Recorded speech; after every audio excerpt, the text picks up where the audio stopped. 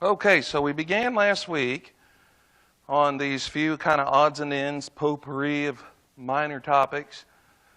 And we were talking about, the first subject was, will we have free will in heaven?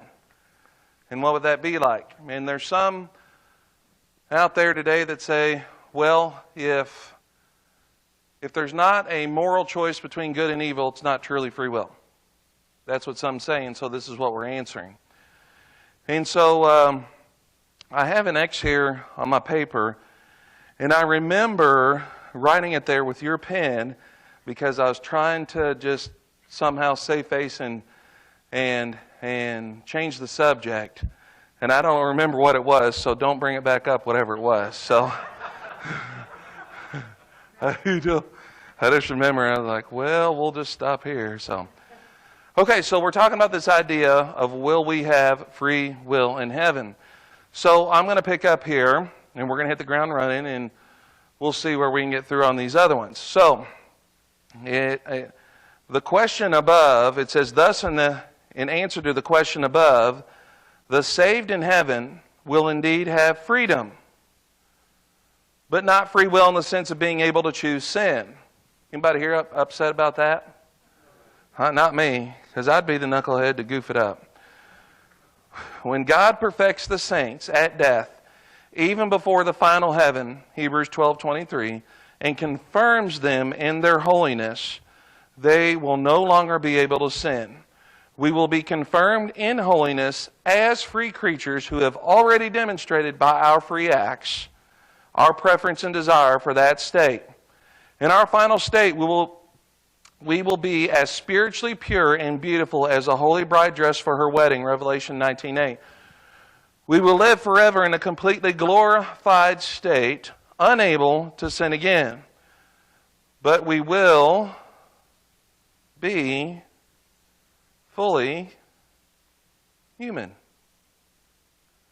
And we'll still have true freedom. In fact, we will never have been more human and more free. That's a pretty remarkable statement. I'm going to read it one more time. We will still have true freedom. In fact, we will never have been more human or more free. Now let's summarize the two different forms or aspects of free will. One is the power of opposite choice. Remember that. In the sense of the power of opposite moral choice. The other is power of different choice. The libertarian concept of free will is usually identified with the former or seen as having to include the former. I'm saying this is not a necessary aspect of free will. The will is still free as long as it has the ability to choose among various options, even when there are no accompanying moral implications. It is simply the freedom to select one course of action from a list of many possible choices. Now, we would also suggest that this is the kind of free will. Oh, now think about this. So if we say that free will truly only exists with the ability to choose opposite moral choices, to sin or not to sin, right? If that is truly free will. Is everybody with me? So if we latch onto that and say free will has to include being able to choose morally right or wrong, then who doesn't truly have free will?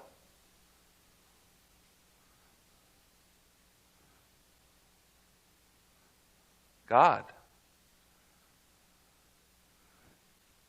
Can God choose to sin? Oh,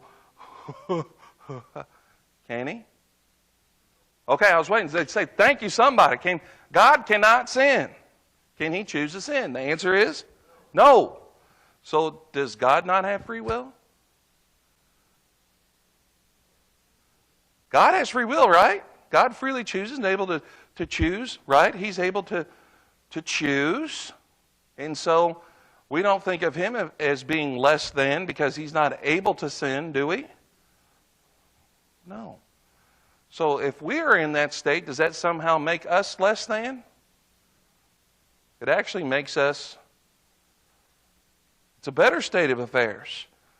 See, to think about this, the ability to choose among various options, even when there is no accompanying moral implications, it is simply the freedom to select one course of action from a list of many possible choices. We would suggest that this kind of free will is the free will that God has. God's freedom is a true freedom, even though His nature does not allow Him to choose to do evil. God is not free in the sense of being able to choose between moral opposites, but He is free in the significant sense of being able to choose among an infinite number of possibilities in regard to what He decides to do. So how does the twofold nature of free will apply to us as human beings? Well, in summary, we are designed to experience both kinds of freedom outlined above. In this lifetime, we possess both the ability to choose between moral opposites and the ability to choose among different options. Both are true freedoms, with the former being what most people call libertarian freedom. This power of opposite choice is necessary during this lifetime because this period of our existence is kind of a trial period, a time of probation, as it were, which will determine our eternal status. This aspect of our freedom has no parallel in God's nature, but was probably also the condition of the angels in their initially created existence. And this is what we've talked about before, which was also probably a probationary period, in which after a period of time, their choice was fixed and they were locked into their state. They were confirmed in their state as either an angel or now as a demon, on God's side or Satan's side. I do believe that's the case. Now, which was also talking about the angels in their initially created existence, which was also probably a probation period ending after the event described in 2 Peter 2:4. Now, once we die, our freedom of opposite moral choice will be removed from our nature. So when we die, do you think that happens in that moment? The power of opposite moral choice, will it be removed from our nature? Opposite moral choice? I want to make sure we're on the right track here. Okay, so will we have the ability to choose good or evil once we pass on? So we don't have time to get into all the particulars here. We believe that once we die, that our body rests in the grave, and that our souls go to the intermediate state. And once our souls have been separated from our bodies and are residing in that intermediate state, there's not sin that's happening for those in the confirmed good state. Like we talk about today, you'll be with me in paradise. There's no shenanigans going on there. It's a perfect. It's a place where that the opposite moral choices no longer exist. There's no sin in that realm per se. Right? Is everybody with me? Any questions about any of that? Okay. So once we die, our freedom of opposite moral choice will be removed from our nature. And from that point on, we will possess only the ability to choose among different options. So we think about all the wonderful possibilities that would exist in our heavenly state, about being able to choose between the good and the gooder, right? You could think about that. So that it's just, you'll still have freedom to exist and move and create and be all those things and worship and praise God and have those freedoms to choose those good things. You'll be able to choose among those good options. And I think that's wonderful.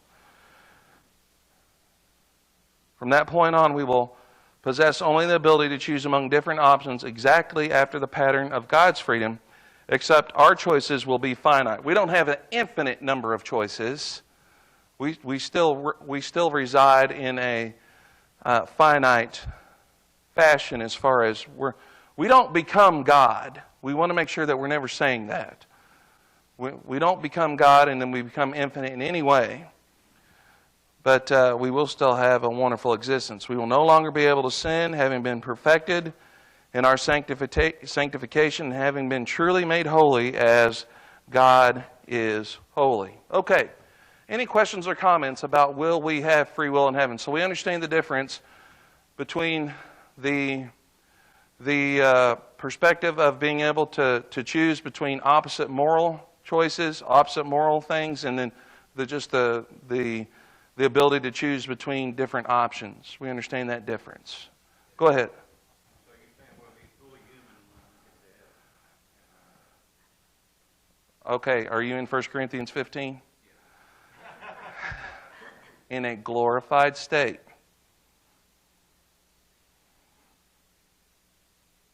So you're saying were Adam and Eve fully human? Prior to sin, were they fully human?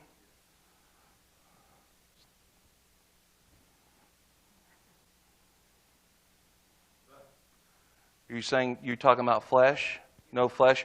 Okay, so our glorified state, they can't. I knew that's where you're going. He's hung up on that verse big time. It gnaws at the back of his head. Can't be flesh, will inherit heaven and earth. Our glorified state will still have a dual nature. Body and spirit. Our body is not going to be the same as it is here because it's going to be free from sin and all the defects and all the things. So this current state of affairs cannot inherit heaven. This can't be there because it's all part and parcel of sin. But when we're our glorified state, then yes, it will be able to exist there, body and spirit. Whatever that glorified body is, I think we all know it's going to be much, much better state of affairs. But it won't be considered the flesh as the way that this is considered the flesh now. And the flesh now, when we talk about the flesh now, in the way that Paul uses that term over and over again, especially in Romans, it means flesh with its sinful desires. And we want to be careful to use the word nature as long as we understand that we know what we mean by that. We don't mean sinful nature in the same sense as of a Calvinist. So certainly that can't inherit heaven. But our glorified state we'll still have a dual nature, body and spirit. We're not just going to be ethereal spirits floating around and whatever that is.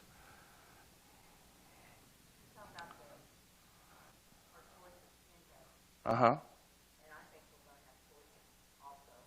Yes. I mean, can you imagine walking, okay, I'm going to walk by the river of life today, or I'm going to, Well, yeah. millions of people we're going to get to talk to, Oh, yeah. and What will that be like? yeah. Yes. I mean, I can't imagine, and then, Glorified state. Free from sin. take us stroll through one room, it may take us a million years. You don't know. We don't have, I mean, we can't fathom Nope. what heaven's going to be like. Agreed. Warren, you had a thought? Limit our creativity. That I don't know. Yeah, I don't know. Tractors, barns to hold the tractors. No, I don't know. I just tend to think that if that positive aspect of God's image is put upon us, and Adam and Eve are put in the garden and told to work and to subdue the earth and be, all that, I seem to think that, yes, do you have a particular make or model that you're familiar with? Okay, because I know some of these here, they're like, Fords will not be in heaven. Some would say that. In fact, I saw one parked right next to the dumpster, so I guess they're getting ready to put it in there. So, oh, them fighting words, boy, he's getting mad. Gary? You ever think and wonder about where the word human comes from? I have at one time. The word human. I mean, that's a relatively new word. I mean, you have to think about the word human. What is the corollary to the word in Scripture? I want to look that up.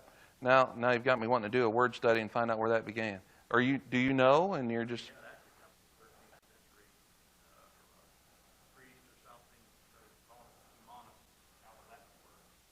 Okay. That's where it came from. So where do we, people look at the word human and they think it's this. But then, where we are. Okay. Flesh and blood. Yeah.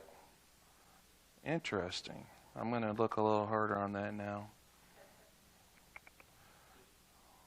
Mm-hmm, mm-hmm, mm-hmm. Ben, we're going down these roads. I'm gonna ask a question because I don't know.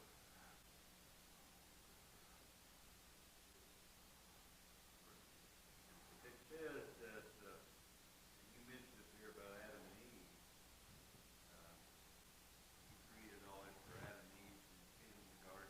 Mm-hmm. But it says God didn't create the trees and stuff. He planted them. You talking about the seed? That God planted everything on the earth. It didn't say He created it and He planted it. Okay. That concept, I can't get my hands around it. Well, that is a very interesting concept. And I don't mean this disrespectfully at all, but I'm trying to find how this connects to our discussion. You brought it up. No. I didn't bring nothing up about plants. No, but, Before they even sinned. all right, well, I'm going to throw this back at you. So you're saying that he planted everything as seeds and it needed millions of years to grow. No, I didn't say it. I thought it out there so you could. Well, that's what I think you're implying. Oh, okay, no. No, I'm just kidding. We're not going to go down that road, but it's interesting. That'd be something else to look up and talk about.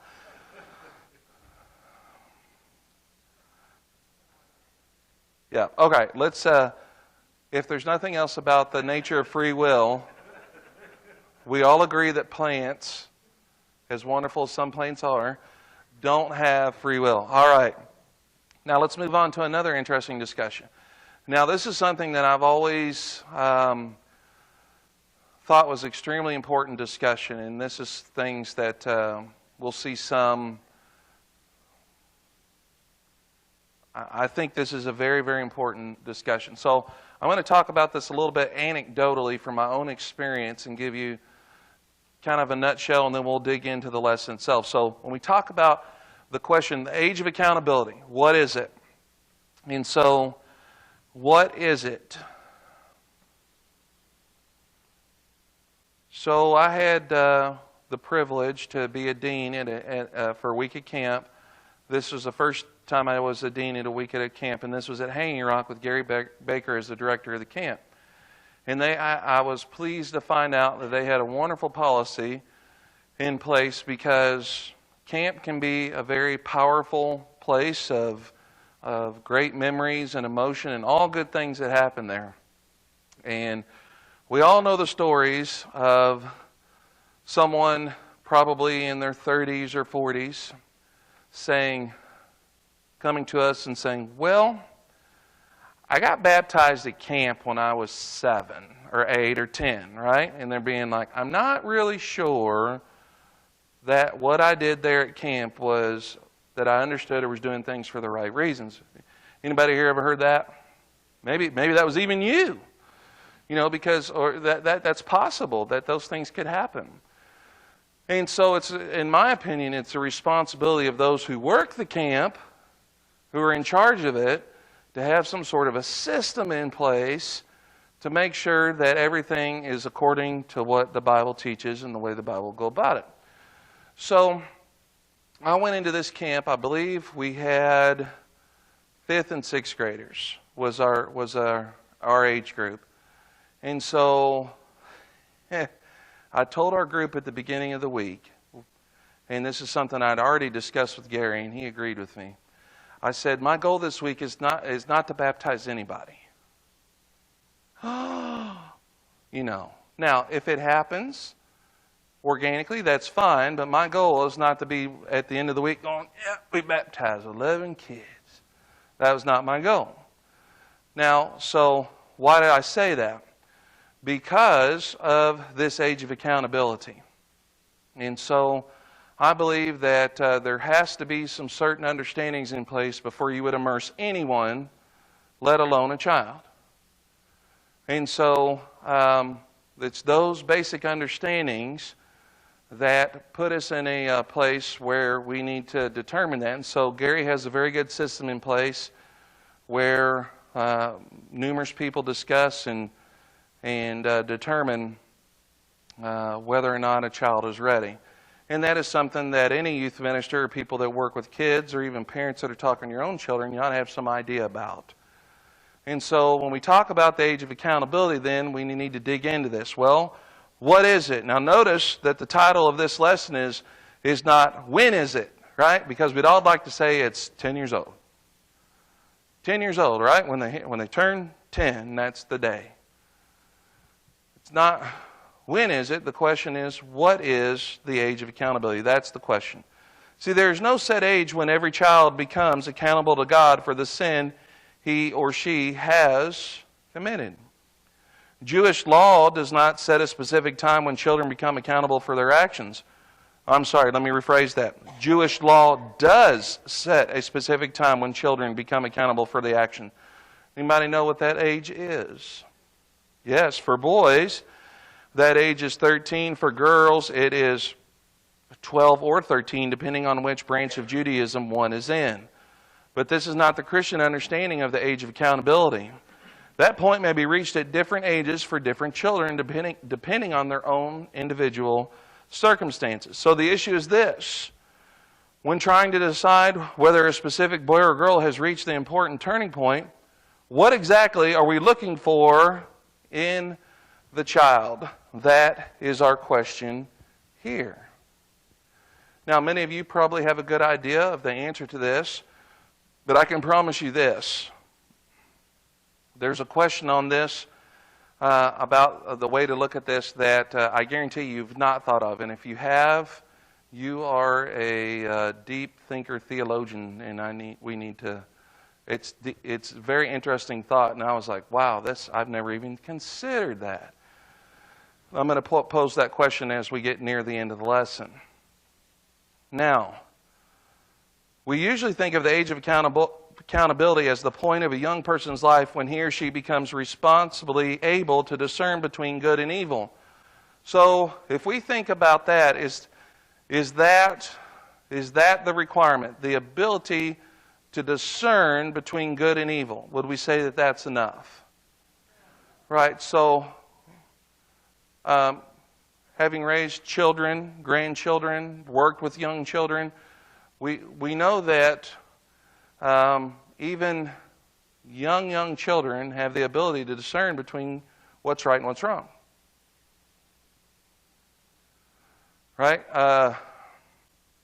You could see and I'm trying to remember a specific thing, like when Shalana was really little. But you could see one time, I can't remember a specific instance. I can just remember kind of the generalities of she had done something and she immediately started covering her tracks. And I'm like, wait, you're like 2.5, 3 years old. How do you know to do this? You know, you're like covering your tracks here because you know what you did was wrong. And so we see that happen really early. So when the point of a young person's life, when he or she becomes responsibly able to discern between good and evil. Now, at this point of time, the child becomes accountable or personally responsible for his or her sin. This is the time, now this is where we're adding layers to it, when one sees his or her own sin for what it really is. And so what is that? What is it? What is that recognition? They see their sin for what it really is. You could see the child that knows that they've upset mom or dad, or they know that they've done wrong against mom or dad or grandma and grandpa. Is that the age of accountability? Is that the realization that we're looking for? What is it then? What is it when the time when a child sees his or her own sin for what it really is? What is it? What is it really? Their own sin. What do they need to connect the dots?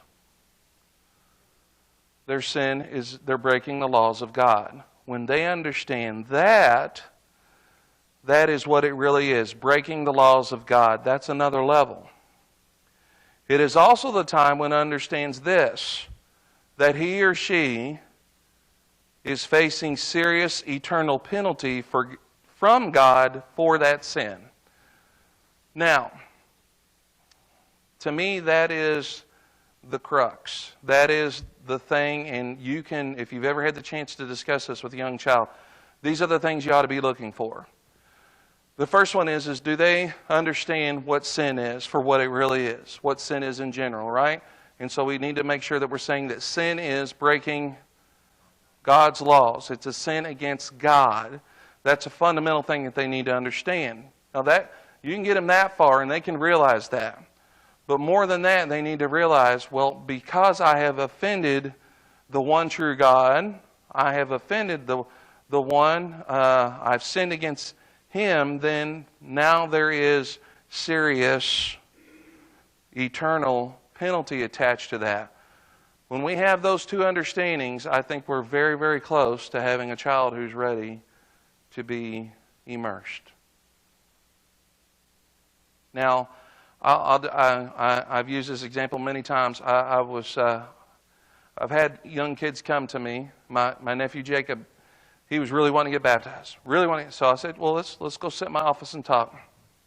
So he sat on the bench. And another thing, too, if you ever have this opportunity, this is kind of a how-to of ways that it's important that you go about this. And if you're writing down this as a how-to, you need to ask open-ended questions. Okay? What do I mean by open-ended questions? Yes. Not just yes or no. Because you can lead a child to say what you want them to say. You can lead the witness in these discussions very easily. Right? Let me give you an example. So you know it's wrong to sin, right? What's the kid going to do? Oh, yeah. And you know that you face big-time penalty, right? Oh, yeah. Right? So if you say those things like that, you could get any kid. So it's very important that you ask open-ended questions like this. I always ask this, well, why do you want to be baptized? You can usually figure out pretty quick from the answer to that question. And so I remember that day Jacob said, because I want to make God happy. That's a good answer, right? I want to be able to get along better with my brothers and sisters. Good reason, right? Any other reason? Oh, that's it. Well, what does it mean for someone who is baptized? Now, the next question I usually ask is this. Well, why does someone need to be baptized? What's happening? And so then they'll tell you what's happening.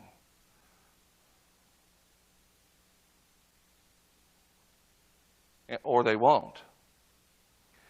And so, or I've used the example of another question is this, well, what does it mean to sin? What does it mean to sin? If they explain, well, it's, breaking, doing something that God says it's wrong, And then you kind of turn that question a little more pointedly. And I always say this is always the most uncomfortable part of the discussion. Have you ever sinned? Yeah, I have. Then the next question is this. Well, what does that mean for you right now? What does that mean for you if you've sinned against God? And almost every time I've had this happen, you can see it happen immediately in their face. Basically, I'm in trouble. You can almost see it just kind of, oof. Now, that first time with Jacob, that did not happen. We didn't get there. Second time he came in, he got there. And I was like, you're ready. You realize that your sin, that you have sinned against God, and you got to do something about it. You can tell. You can tell. And so it's very important that you ask open-ended questions. And because I'm just going to say this in general terms, you don't have to try to sit here and figure out who I'm talking about, what I'm talking about. But I have been in situations before where I know that kids have been led to the answers. In fact, I determined that a child was not ready. Well, this actually happened two different times. One had happened at Hanging Rock. That first time we met with a few kids that we did put out one time on the next last night. We put out the gospel and see if anybody wanted to respond to the gospel. We had a few, and so we talked with them. And there was a number of them who we just said, well, I just don't think you're ready. You're not just quite there yet. And so then later on, Gary comes back to me and says, well, Mom's going to do it even though you won't. Because Sister got baptized there the year before, and now they want to do it this year here. They want to kind of do the family tradition. And the kid did not understand what they were doing. And I was like, well, the water's there. They can do what they want, but I'm not going to be a part of it. And the other time, similar situation, is I sat down and met with a kid, did not understand what they were doing, and then I had another staff person take him away. They talked to him. They asked the yes or no questions, came back and said, yeah, they're ready. So we had a little bit of a discussion at that point.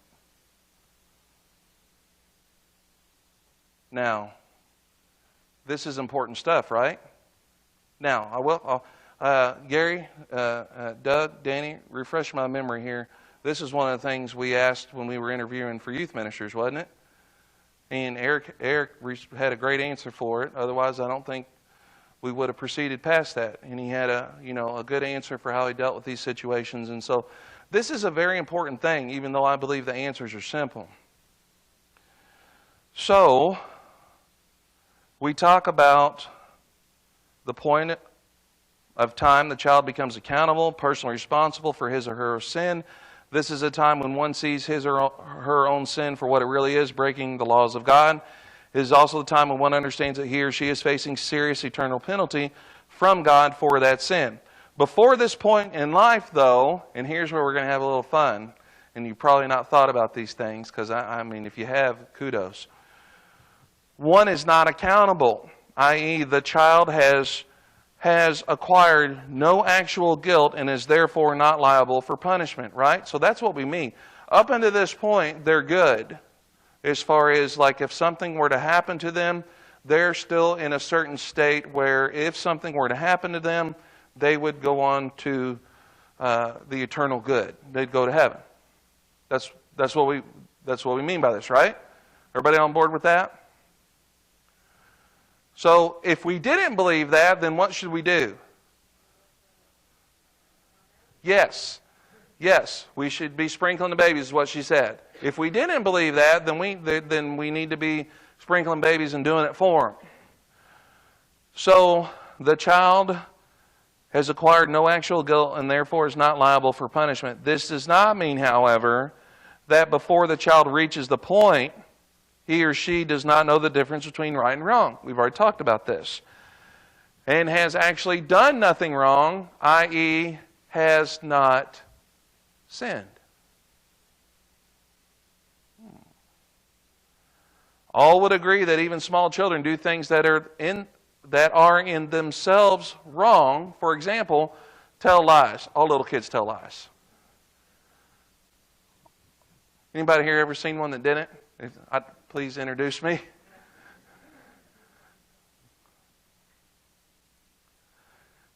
Also, the children are learning that some things are right and some things are wrong, and that the wrong actions will bring punishment. But in the beginning, this system of rules and rule breaking and punishment for rule breaking is seen as a matter of one's own relation to a parent or a teacher, and not one's relationship to God.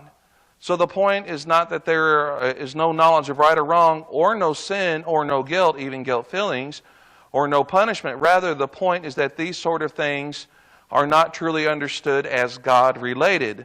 The sin is against mom and dad, not against God. The punishment comes from mom and dad, not God. Now this raises another point to consider. Often we have the idea that the child, upon entering the period of accountability, enters in complete innocence, which innocence remains his state until he commits his first sin within the period of accountability. So here's how some think about this. So the way that the age of accountability works, some say, is they come to the understanding of right and wrong, and their next sin is what they're guilty for. Are you with me? Some say that the age of accountability works like this, that they understand that their sin is against God, and that the eternal consequences are what they are, and that up to this point that they remain in a period of innocence. Now, when I say innocence, I don't mean like, you know how we say some kids they're innocents? You know, no, we mean innocence like guilt versus innocence. That there's a period of innocence there. So the question is this, if that's the way they go about this, is that this is an interesting state of affairs. As a result, he is no longer innocent, but now stands accountable for that first sin. So they come to the realization next time they sin, that's when they're condemned. Now, let's just think about this logically. You have any issues with this? It seems a little backwards, right? So if a child comes to the realization, and when we ask the question, have you sinned? And they say, yes, I have sinned, and they realize the eternal consequences, they're realizing what they've already done.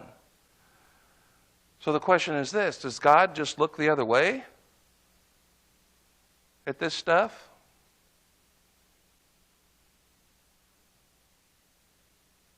So God actually permits sin and doesn't deal with it.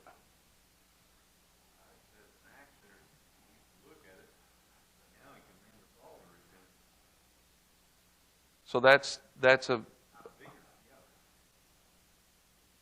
so there are certain sins that have been committed that are actually permitted in the presence of God's holiness. They're not dealt with.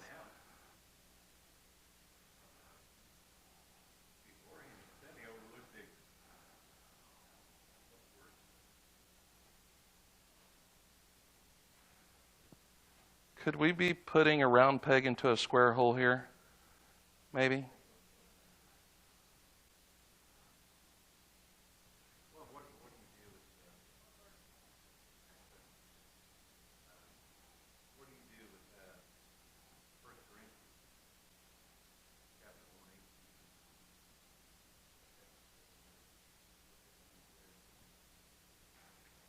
Well, we're going to have to fill me in a little bit on what you're saying. 1 Corinthians, what chapter? Romans chapter 1. Romans chapter 1. So they are guilty for what they've done. But you just said they weren't.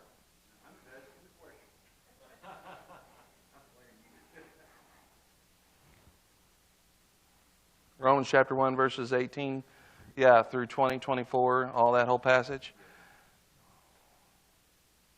Yeah, that all people in all places are guilty before God, regardless of whether or not they've had the gospel presented to them. So what I'm saying is, are we saying that God just looks the other way at sin? I don't believe at any point in time He ever has. He deals with every single one of them in His holiness. We've determined this. We talked about this a million different ways. Is that God's holiness demands that the sin be dealt with. You can't just sweep it under the rug. So that we have to have an understanding here of what this means. So let's keep going here. Let's see if we can. Well, we're not going to be able to get through all this. Shocker. So as a result, then, at this period of accountability, he is no longer innocent, but now stands accountable for that first sin. The assumption is that upon entering the period of accountability, the child enters a probation period similar to that of Adam and Eve prior to the fall, a time when he is morally pure and innocent. The innocence remains until the child consciously commits a sin in this probation period. From that time on, he is polluted. Now, we got to raise some questions here about this construction of childhood innocence and the age of accountability. First, we affirm that the child, before entering the period of accountability, is not counted guilty before God of any sin, nor is he liable for any divine punishment. This is what the word means. He is not accountable. But second, and contrary to the common view, we also affirm that the child, while still in the pre-accountability stage, comes to know the difference between right and wrong, and will do many things that are wrong and sinful. He is not innocent and pure.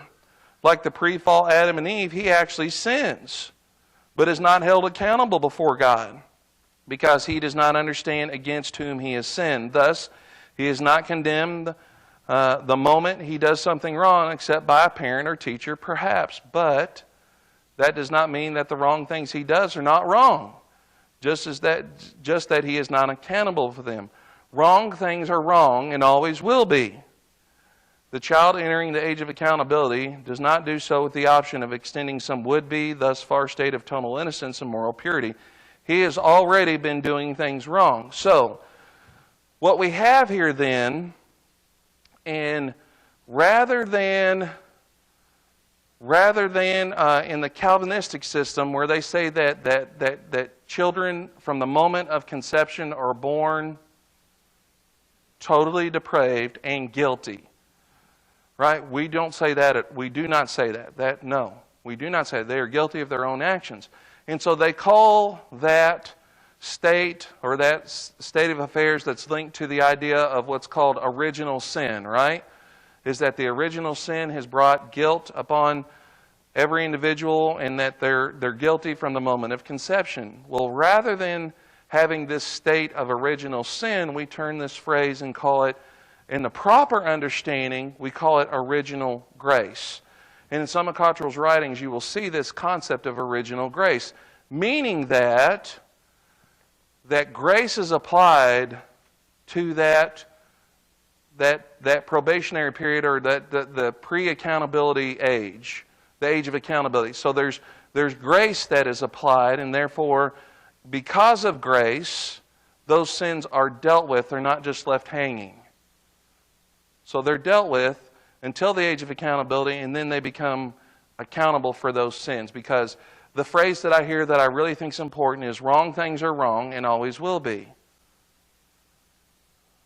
A child sins, but they are not held accountable until they come to the age of accountability. Now, we're at a point here where I think we'll need to stop, and we'll have to let you chew on this for a little while, and then we'll wrap this up, and then we will finish the next lesson, which does come out of Romans chapter 1, and it's titled Applauding and Abetting Evil. Now, based on that title, do you kind of have an idea of where that lesson is headed? So let's just kind of think about this real quick. Does our society engage in this practice? Applauding and abetting evil. Now, I would say that absolutely. And this is what has changed in the last 20 to 30 years. There's all sorts of things, not just the LGBT stuff, but there's all sorts of things that society always knew was wrong, but they had underground places for these things to happen. Right? This was something that kind of blew my mind. So if any of you ever been down next to the KFC Yum Center there in Louisville, and then there's a place now that they're building called Whiskey Row. Have you seen where that construction is? It's right down there. There's a couple of restaurants that we've been going to for years down there. One's called the Troll Pub under the bridge. It's a really good restaurant. So anyway, but now they're building up all this stuff down there. Well, they found a system of tunnels that connected all these buildings for all sorts of sex stuff. There's stuff like painted on the walls and all that and it apparently connected to some of the older hotels. Now, that stuff that used to be done in darkness now is paraded in the streets. Now it's praised and paraded and all these kind of things. So when we talk about this concept of applauding and abetting evil, there's been a real dynamic to normalize that which is very sinful. And so there's people that ask the question, why do you have to have certain things in your statement of faith for the church? Well, because there's a movement in our society that's normalizing these things, and that it's even been normalized in some churches. And so we have to be very specific about things in our statement of faith, because someone said to me, do you really need to have that in your statement of faith? As someone new that came to the church. And I said, well, yes, because there's a push in society to normalize these things, and we need to be up front with where we stand on it. If there was a push in society to normalize theft, like it's okay to steal, take whatever you want, we would have a very specific statement in our statement of faith that's taking other people's stuff is wrong. And so this applauding and abetting evil is an important thing that we need to talk about, because there are serious ramifications to applauding and abetting evil. And we'll talk about that much more next week. Barb?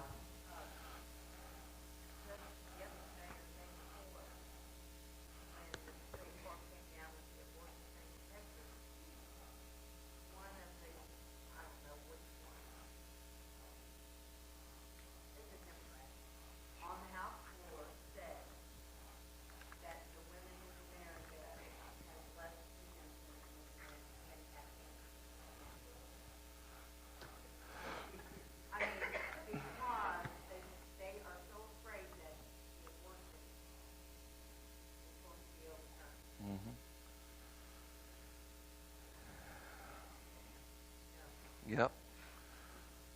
So those are some things we need to talk about. It's a very important lesson. So even though it's kind of a smaller one, things to ponder, I think it's an important one. We will do that next week. Okay. Well, thank you all for your attention, and